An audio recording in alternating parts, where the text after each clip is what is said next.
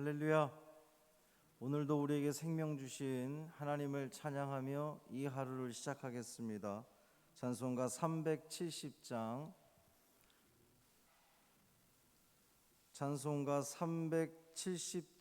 주 안에 있는 나에게 찬양함으로 새벽 기도회를 시작하겠습니다.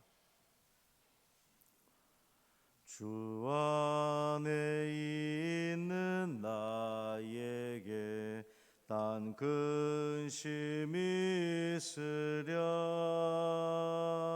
십자가 밑에 나가 내 짐을 풀었네. 주님을 찬송하면서 할렐루야 할렐루야.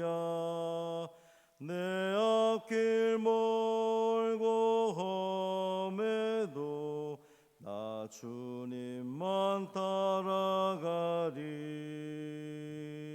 그 두려움이 변하여 내 기도 되었고, 전날의 한숨 변하여 내 노래 되었네. 주님을 찬송하면서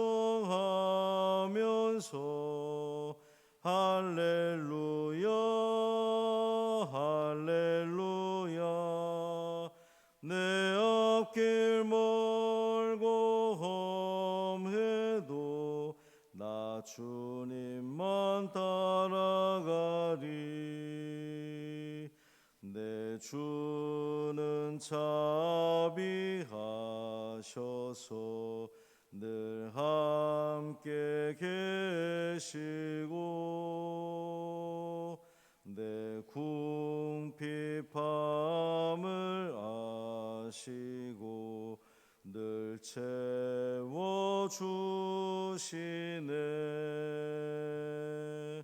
주님을 찬송하면서 할렐루야 할렐루야. 내 앞길 멀고 험해도 나 주님만 따라가리. 내 주와 맺은 언약은 영불변하시니,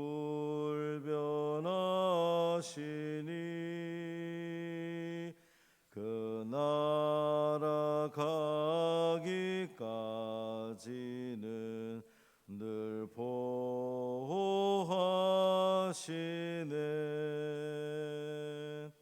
주님을 찬송하면서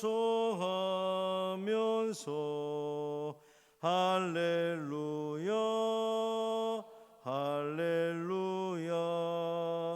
내 앞길 멀고 험해도 나 주님만 따라가리. 아멘. 사도신경으로 우리의 신앙을 고백하겠습니다. 전능하사 천지를 만드신 하나님 아버지를 내가 믿사오며 그 외아들 우리 주 예수 그리스도를 믿사오니, 이는 성령으로 잉태하사 동정녀 마리아에게 나시고 본디오 빌라도에게 고난을 받으사 십자가에 못 박혀 죽으시고 장사한 지 사흘 만에 죽은 자 가운데서 다시 살아나시며 하늘에 오르사 전능하신 하나님 우편에 앉아 계시다가 저리로서 산 자와 죽은 자를 심판하러 오시리라. 성령을 믿사오며 거룩한 공회와 성도가 서로 교통하는 것과 죄를 사하여 주시는 것과 몸이 다시 사는 것과 영원히 사는 것을 믿사옵나이다. 아멘. 시편 34편 1절부터 10절까지 말씀입니다.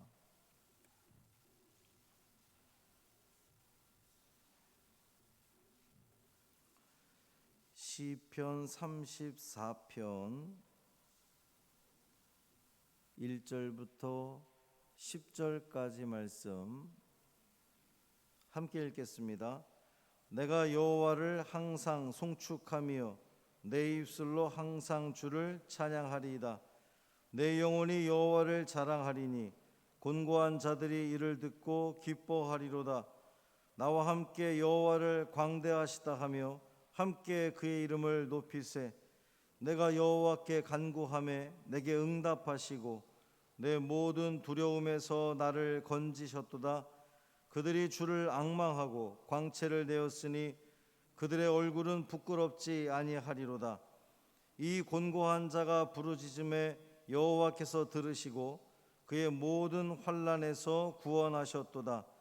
여호와의 천사가 주를 경외하는 자를 둘러 진치고 그들을 건지시는도다. 너희는 여호와의 선하심을 맛보아 알지어다. 그에게 피하는 자는 복이 있도다. 너희 성도들아 여호와를 경외하라. 그를 경외하는 자에게는 부족함이 없도다. 젊은 사자는 궁핍하여 줄일지라도 여호와를 찾는 자는 모든 좋은 것에 부족함이 없으리로다. 아멘. 이 말씀 하나님 말씀입니다. 오늘도 주님과 동행하시는 복 있는 삶, 승리하는 삶 되시기를 주님의 이름으로 축원합니다. 최영일 장로님은 다 좋은데 혈액 검사에서 약간 수치가 좀 정상 기준에 아직 못 미쳐서 아마도 하루 이틀 더 좀 지켜봐야 될 것 같습니다. 잘 회복될 수 있도록 기도해 주시기를 바랍니다. 사도 바울은 고백하기를 내가 예수 그리스도의 십자가 외에는 자랑할 것이 없다 이렇게 고백을 했죠. 십자가 외에는 자랑할 것이 없다. 사실 사도 바울은 자랑할 것이 무척 많은 그러한 사람입니다. 세상적인 기준으로 볼 때에 여러 가지로 부족함이 없는 학식이라든지 그가 배경이라든지 출신이라든지 하나 빠질 것 없는 그러한 사람, 그러니까 자랑할 것이 많은 그러한 사람이 이 사도 바울이었는데 그가 예수님 만나고 변화되고 나서는 자기의 그 가지고 있는 스펙, 배경 이런 것이 하나도 자랑할 것이 아니라 예수 그리스도의 십자가만 난 자랑한다. 사실 십자가가 자랑할 만한 것은 아닐 수 있거든요. 당시 요즘 우리가 십자가를 자랑한다 그러면 그걸 가지고 누가 특별히 비난할 사람이 있겠습니까만 2000년 전에 사도 바울이 살던 시대에는 기독교가 핍박을 당하고 무시를 당하고 그리고 그 십자가 자체가 이 사형틀, 특히나 정치적인 죄를 짓고 죽어가는 그 사형틀이었기 때문에 그것은 저주받은 자가 올라가는 자리지 결코 자랑할 자리가 아니거든요. 근데 사도 바울은 십자가만 자랑한다. 그것이 우리에게 은혜가 됩니다. 2000년이 지난 오늘 우리에게도 예수 그리스도 사도 바울의 그 고백, 십자가 외엔 자랑할 것이 없다는 것이 우리에게 큰 은혜가 되는데 오늘 본문 보면 다윗이 내 영혼이 여호와를 자랑하리니 그렇게 고백하고 있어요. 다윗이 하나님을 자랑하고 있습니다. 어떤 상황에서 우리가 생각할 때에 다윗이 왕이었고 다윗 시대에 굉장히 부유함을 누렸고 자랑하겠지, 자랑할 만하겠지 이렇게 생각이 될 수도 있지만 오늘 시의 제목이 보면 다윗이 아비멜렉 앞에서 미친 채 하다가 쫓겨나서 지은 시가 오늘의 시입니다. 이제 아비멜렉이라고 되어 있긴 한데 사무엘상 21장에 보면 그 블레셋 왕 아기스라고 되어 있어요. 그 아기스 앞에서 이 다윗이 사울 왕에 쫓겨서 블레셋 땅으로 도망갔는데 블레셋 사람들이 저 다윗은 사울은 천천히요 다윗은 만만이로다 할 때 그 다윗 아니야? 이렇게 이야기를 하니까 다윗이 도망쳐 나온 곳에서도 또 위험을 당할까 봐 미친 척을 하게 되죠. 그래서 위기를 모면합니다. 이제 오늘 이 그 제목에서 아비멜렉이라고 이렇게 기록된 것은 이 블레셋의 왕들은 그냥 아비멜렉이라고 불렸던 거예요. 마치 그 애굽의 왕들 바로가 이 고유명사 바로 이게 우리 최시종 이런 이름이 아니라 그냥 바로의 애굽의 왕은 바로라고 불렀던 것처럼 이 블레셋의 왕들이 아비멜렉으로 이렇게 불려졌던 거죠. 어쨌든 지금 이 다윗의 상황은요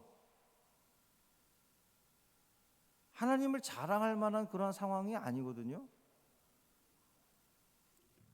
사울한테 쫓겨서 이방 땅에 왔다가 거기서도 또 그렇게 어려움을 당해서 미친 척을 해야지만 살 것 같은 그 상황이 우리가 생각할 때 어찌 그것이 자랑할 만한 일이겠습니까? 결코 자랑할 만한 일이 될 수 없는데 다윗은 내 영혼이 여호와를 자랑하리니 1절에도 보면 내가 여호와를 항상 송축하며 내 입술로 항상 주를 찬양하리이다. 상황적으로 보면 찬양할 상황이 아니에요. 미친 척하다 쫓겨난 상황에서 어떻게 우리가 찬양이 나오겠습니까? 보통 사람들이 입에서는 불평과 원망이 나오고 나는 하나님만 바라보는 사람인데 어찌 나에게 이런 시련을 주십니까? 뭐 불평과 원망까지는 아니어도 어쨌든 탄식 정도는 나오는 것이 우리네 모습인데 다윗은 항상 주를 찬양한다는 거예요.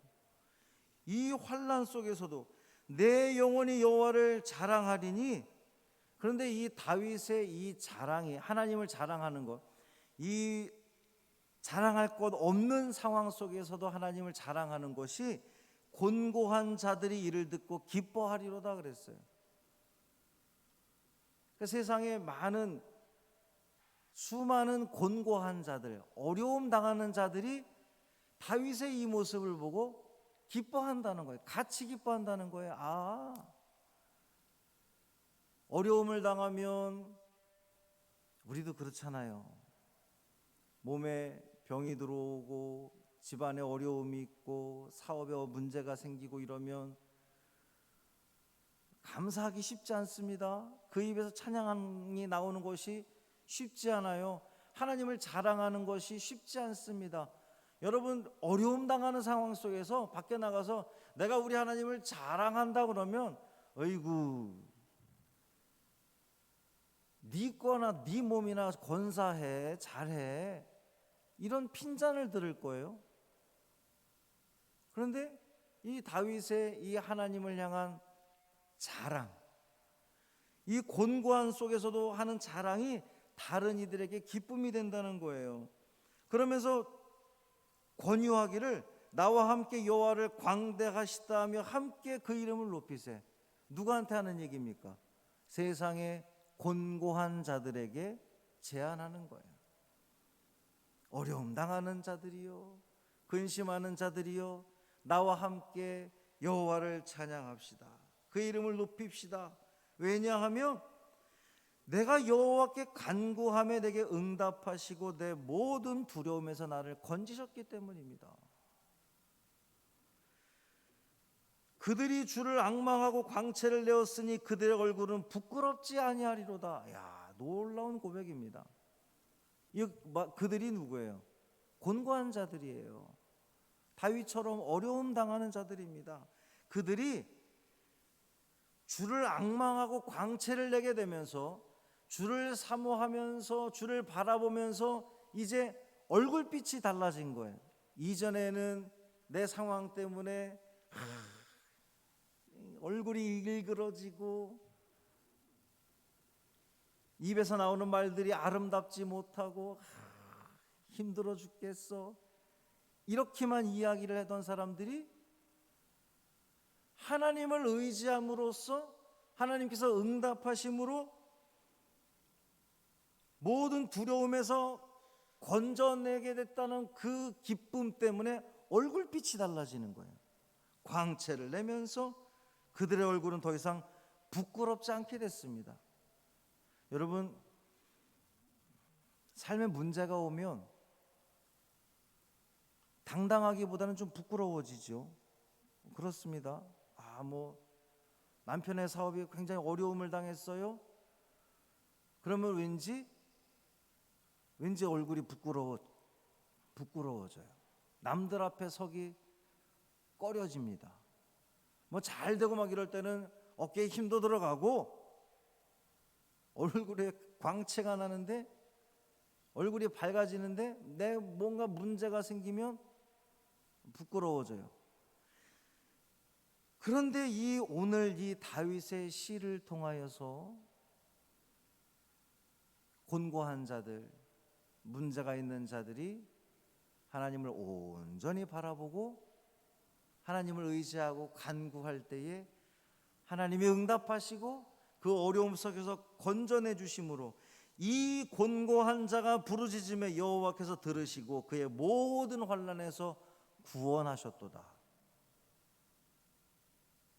이 다윗의 고백이 우리 모두의 고백되기를 간절히 소망합니다. 특별히 오늘 이곳에 있는 분들이든 아니면 가정에서 예배를 드리면서 영상으로 예배를 드리는 성도들 가운데에 내가 이 힘들고 어려운 상황 속에서 내가 참 부끄럽다, 내 삶이 힘들다 여겨지는 분들, 이 다윗의 고백을 통하여 위로받으시고 소망 갖기를 주님의 이름으로 축원합니다. 너희는 여호와의 선하심을 맛보아할지어다. 그에게 피하는 자는 복이 있도다. 신앙생활은 이 생각으로만 하는 것이 아니에요. 이론으로 하는 것이 아닙니다. 신앙생활은 삶으로 하는 거예요. 삶으로 여호와의 선하심을 맛보아 하는 거예요. 하나님을 온전히 신뢰하고 하나님께 의지하고 하나님을 경외하는 자, 하나님이 건져주시는 것을 맛보는 겁니다. 삶 속에서 경험하는 거예요. 하나님께 피하는 자는 복이 있도다. 얼굴빛이 달라지고 그의 삶의 그 문제들이 당장 바뀌지 않는다 할지라도 하나님으로 인하여서, 하나님이 건져주실 걸 믿는 그 믿음으로 인하여서 더 이상 실망하고 좌절하는 것이 아니라 하나님을 자랑하고 하나님을 찬양하고 할렐루야 영광 돌립니다라고 하는 그 믿음의 길을 걸어갈 때에 정말 하나님의 은혜를, 하나님의 선하심을 경험하게 될 줄 믿습니다. 경험하는 삶을 통하여, 경험하는 신앙을 통하여 여러분의 낯빛이 달라질 수 있기를 간절히 소망합니다. 그래서 여러분의 입에서 나오는, 또 여러분의 얼굴에서 나오는 것, 모든 것들이 다 아름답기를 바랍니다. 뭔가 찌그러지고 폭력적이고 이런 모습이 아니라 그 모든 것들이 얼굴빛이, 여러분의 손과 발이, 여러분의 입에서 나오는 그 모든 말들이 아름다워져서 나를 바라보는 저 수많은 곤고한 자들이 위로받고 하나님께 영광 돌리는, 오늘 우리가 다윗의 시를 통하여 은혜 받았듯 여러분의 그 고백을 통하여 은혜를 끼칠 수 있는 그런 믿음의 성도들 되기를 주님의 이름으로 축원합니다. 살아계신 아버지 하나님 감사합니다. 오늘도 다윗의 시를 통하여 우리가 은혜 받게 하시니 감사를 드립니다. 그렇군요. 좋을 것 하나도 없는 상황 속에서 남들이 볼 때는 좌절할 수밖에 없는, 실망할 수밖에 없는, 쫓겨다니는 그 상황 속에서도 다윗은 여호와 하나님만을 온전히 신뢰하며, 그래서 그 주님의 선하심을 맛보아 경험하면서 하나님을 자랑하는 그 놀라운 신앙의 모습을 보여줍니다. 우리가 그것을 통해서 또 은혜 받습니다. 주님, 우리도 이와 같은 삶을 살게 하여 주옵소서. 머리로 신앙하는 것이 아니라 삶으로 신앙하는 우리가 되게 하여 주옵소서. 주님을 온전히 신뢰함으로, 온전히 믿고 나아감으로 우리의 그 모든 상황, 그 상황들을 이겨내고 극복해내고 우리 하나님을 온전히 찬양하며 자랑하며 영광 돌리며 또 우리 이웃들에게 그 하나님의 살아계심을 증거할 수 있는, 증명할 수 있는 우리 믿음의 자녀들 되게 하여 주옵소서.